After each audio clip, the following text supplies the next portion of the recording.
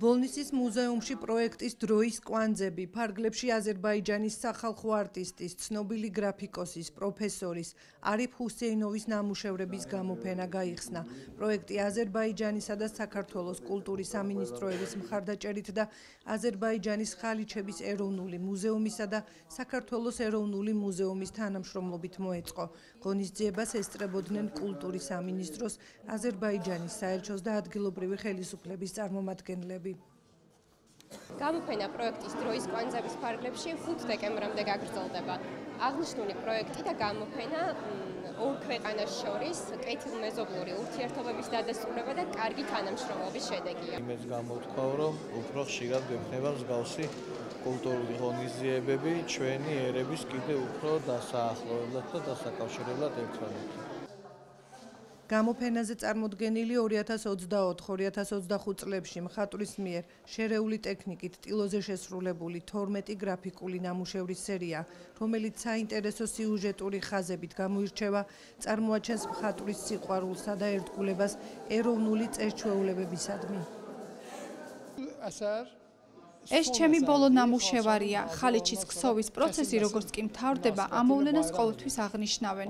სურათზე ხედავთ აშუღებს, რომლებიც საზზე უკრავენ.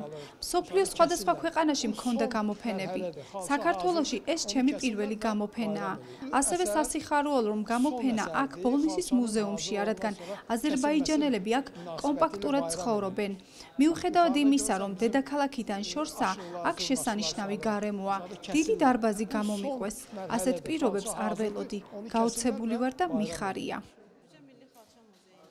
დავესწარით ამ შესანიშნავი გამოფენის გახსნას, სადაც ბავშვებისთვის ჩავატარეთ მასტერკლასი. წარმოდგენილ სახელმძღვანელოში ფარდაგის შექმნაზეა საუბარი. ამ კუბიკებში ბავშვები ფარდაგის ქსოვას კოპირების გზით ისწავლიან. გამოფენა ერთი თვის განმავლობაში 5 დეკემბრამდე გაგრძელდება და აქ აქტიურად ჩატარდება მასტერკლასები.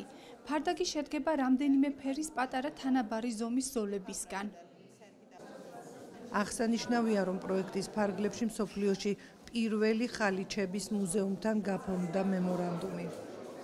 არიფ მამედოვი არის ძალიან ცნობილი ხელოვანი და დღეს ის წარმოგვიდგენს არა მხოლოდ თავის ხელოვნებას, ეს გახლავთ ძალიან მნიშვნელოვანი საგანმანათლებლო პროექტი. აქ ადამიანები შეიცნობენ ხალიჩის შექმნის ისტორიას, იმ პროცესს, ასე რომ ეს არის როგორც ერთის მხრივ ხელოვნება, მეორეს მხრივ არის განათლება და ასევე ხიდი წარსულსა და თანამედროვეობას შორის.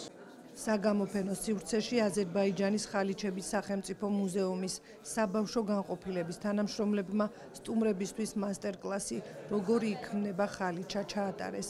გამოფენა ბოლნისის მუზეუმში 5 დეკემბრამდე გაგრძელდება.